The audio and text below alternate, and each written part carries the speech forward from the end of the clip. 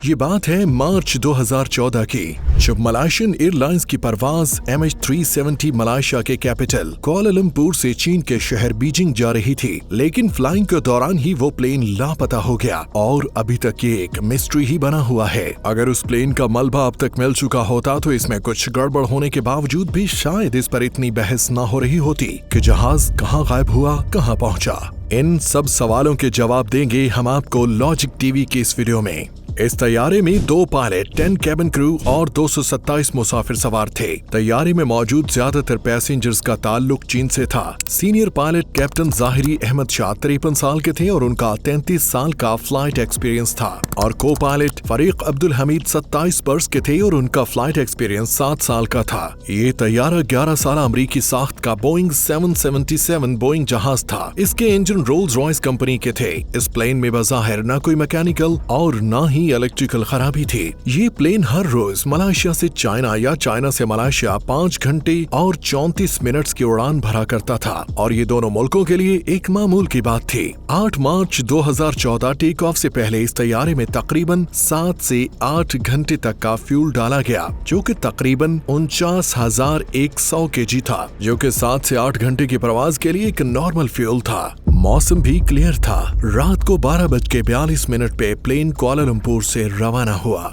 20 minute बाद 1:09 पे plane ने अपनी डायरेक्शन साउथ चाइना सी की तरफ कर दी। कैप्टन जाहिरी रिपोर्ट करते हैं और बताते हैं कि प्लेन का लेवल 35,000 फीट है। हमेशा की तरह कुआलालंपुर के कंट्रोल टावर से तैयारे के कॉकपिट को बताया गया कि अब उसकी रहनुमाई वियतनाम का कंट्रोल टावर करेगा। तो उसके बाद कॉकपिट से मामूल के मुताबिक हिदायत जारी की गयी। यहाँ तक सब कुछ बिल्कुल रूटीन के मुताबिक चल रहा था। इसके बाद प्लेन वियतनाम की हुदूद में दाखिल होता है। कुआलालंपुर एयर ट्रैफिक कंट्रोल उन्हें वियतनाम के शहर हो ची मिन्ह के एयर ट्रैफिक कंट्रोल से राबिता करने की हिदायत करता है, और कैप्टन जाहिरी कहते हैं, गुड नाइट MH370। कोई नहीं जानता था कि ये इस तैयारे से कंट्रोल रूम को जाने वाले आखिरी अल्फाज थे। यहाँ तक सब कुछ नॉर्मल चल रहा था, लेकिन 32 मिनट बाद ही तैयारा रेडार से गायब हो जाता है, और ये दुनिया की सबसे बड़ी मिस्ट्री बन जाता है। हर न्यूज हेडलाइन के मलेशियन तैयारा MH370 परवाज के दौरान गायब हो गया, और ताहाल कोई सुराग नहीं मिला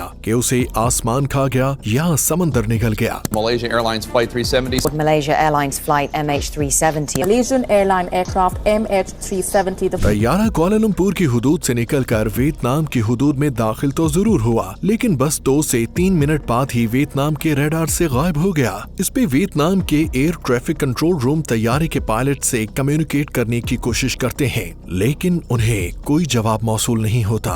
काफी देर राबिते के बाद आखिरकार 18 मिनट बाद वियतनाम के एयर ट्रैफिक कंट्रोल कुआलालंपुर के ट्रैफिक डिपार्टमेंट को बता देते हैं कि तैयारा रेडार से गायब हो चुका है। ये लगभग रात के 1:21 का वक्त है। हर फ्लाइट जो उड़ान भरती है वो जब तक अपनी मंजिल तक नहीं पहुंच जाती, उसे अपने रास्ते में आने वाले तमाम बड़े एयर ट्रैफिक कंट्रोल से राबिता करना होता है। लेकिन मलेशियन MH370 ने वियतनाम के ATC से कोई राबिता न किया, जो कि एक परेशान कुन बात थी। अगर फ्लाइंग के दौरान किसी प्लेन को कोई हादसा दरपेश हो जाए तो फौरन एरोनॉटिकल रेस्क्यू कोऑर्डिनेशन सेंटर को इत्तला दी जाती है, लेकिन यहाँ कुआलालंपुर एयर ट्रैफिक ने एक बड़ी गलती कर दी। 1 घंटे की बजाय 4 घंटे की देरी से उन्होंने एरोनॉटिकल रेस्क्यू कोऑर्डिनेशन सेंटर को इन्फॉर्म किया। तब तक बहुत वक्त गुजर चुका था। 6:15 हो रहे थे। नॉर्मली ये वक्त उस फ्लाइट की बीजिंग लैंड करने का वक्त था। जब बीजिंग वालों से राबिता किया गया तो उन्होंने भी फ्लाइट के न पहुंचने की इत्तला दी। 6:32 पे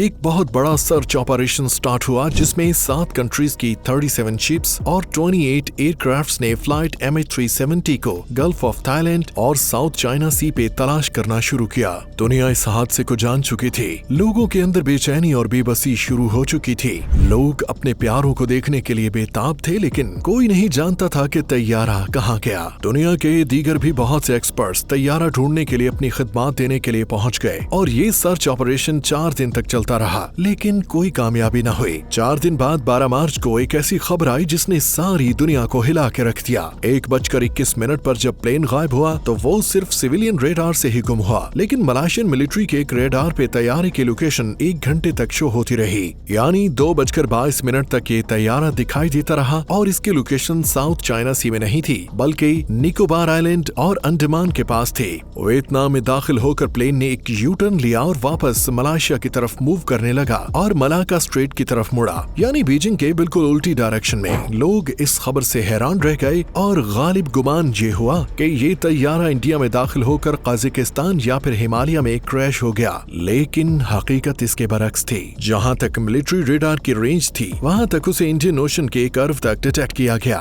सवाल ये पैदा होता है कि आखिर ये उल्टी तरफ क्यों मुड़ा और वहाँ से ये प्लेन कहाँ गया। सर्च ऑपरेशन अब इंडियन ओशन की तरफ स्टार्ट किया गया, लेकिन बदकिस्मती से तैयारे का कोई सुराग न मिला। फिर कहानी में एक नया ट्विस्ट आया जिसने सारी सूरत हाल को बदल कर रख दिया, और वो था प्लेन का एक सैटेलाइट इनमर्सेट से कम्युनिकेट करने की कोशिशें। बोइंग का अगर अपना कम्युनिकेशन सिस्टम किसी वजह से खराब हो जाए तो वो सैटेलाइट से राबिता करने की कोशिश करता है, जो एक बिल्कुल नॉर्मल चीज है। प्लेन ने हर घंटे के बाद सैटेलाइट से कम्युनिकेट करने की कोशिश की, लेकिन किसी किस्म का कोई डेटा ट्रांसफर नहीं किया। सैटेलाइट को बस ये पता था कि प्लेन ने उससे कनेक्शन बनाने की कोशिश की, लेकिन उसकी लोकेशन के बारे में सैटेलाइट को कोई आइडिया नहीं था। लेकिन इसके बाद वो प्लेन न किसी रेडार पे शो हुआ और न ही किसी सैटेलाइट पे। फैक्ट्स एंड फिगर्स और सैटेलाइट के पास मौजूद सेव्ड डेटा की मदद से एक्सपर्ट्स ने ये जानने की कोशिश की कि आया प्लेन की लोकेशन क्या थी। इसके लिए माहिरीन ने सैटेलाइट के अपने एंटीना को उन सिग्नल्स की जानिब मोड़ा जहां से प्लेन ने उस सैटेलाइट के साथ कनेक्शन जोड़ने की कोशिश की,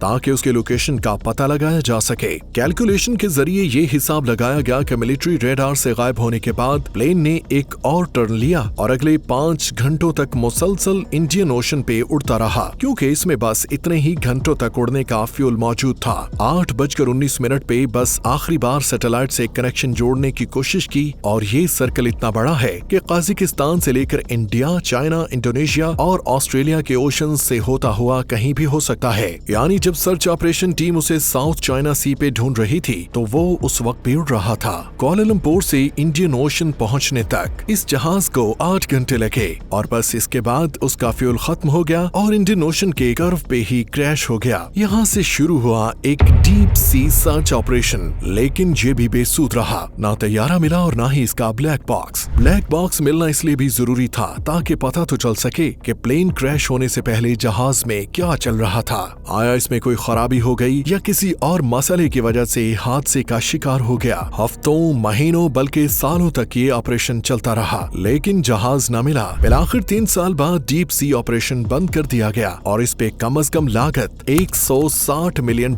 आई। जुलाई 2015 में राइट फ्लैपरन जो के आइलैंड ऑफ रीयूनियन के साहिल पे मिला। ये फ्लैपरन असल में प्लेन की लैंडिंग के वक्त काम आता है, और जब इस पे मजीद रिसर्च की गई तो पता चला कि क्रैशिंग के वक्त ये फ्लैपरन एक्सटेंडेड नहीं था और जहाज सीध में पानी के अंदर डूबा। यहाँ एक और अहम और बुनियादी बात समझ लेनी चाहिए कि ये एक बड़ा बोइंग प्लेन है जिसे फ्लाइंग और लैंडिंग दोनों के लिए एक बड़े रनवे की जरूरत है। ये ना तो फौजी जहाज है और ना ही कोई छोटा तैयारा जिसे किसी भी जगह उतार लिया जाता। ये बात भी इसके गायब होने को मजीद पुरअसरार बना रही है। इस दुनिया का एक एक पॉइंट इस वक्त मसनूई सैयारों की नजर में है। गूगल अर्थ पेंटागन को 1 साल पहले की भी पिक्चर दे सकता है कि मेरे और आपके घर के दरवाजे पर किस वक्त कौन आया था और आप गाड़ी गेट से निकाल रहे थे। तो जब प्लेन रेडार से गायब हुआ तो मसनूई सैयारों से उसे ट्रैक करने के लिए कोशिश क्यों नहीं की गई? आया ये कोई साजिश तो नहीं थी? क्या प्लेन को सच में हाईजैक कर लिया गया था? अब आते हैं मफरूजात की तरफ। कुछ मफरूजात ऐसे भी हैं जो कि बहुत चौंका देने वाले हैं, जैसा कि इस जहाज के मुसाफिरों में से 20 ये चीनी बाशिंदे थे। इनकी अक्सरियत इंजीनियर्स थी और ये सब के सब इलेक्ट्रॉनिक इंजीनियरिंग से वाबस्ता थे। ये अफराद मलेशिया में चीनी इलाके तियानजिन में वाक़ कंपनी के रिसर्च एंड डेवलपमेंट सेल से वाबस्ता थे।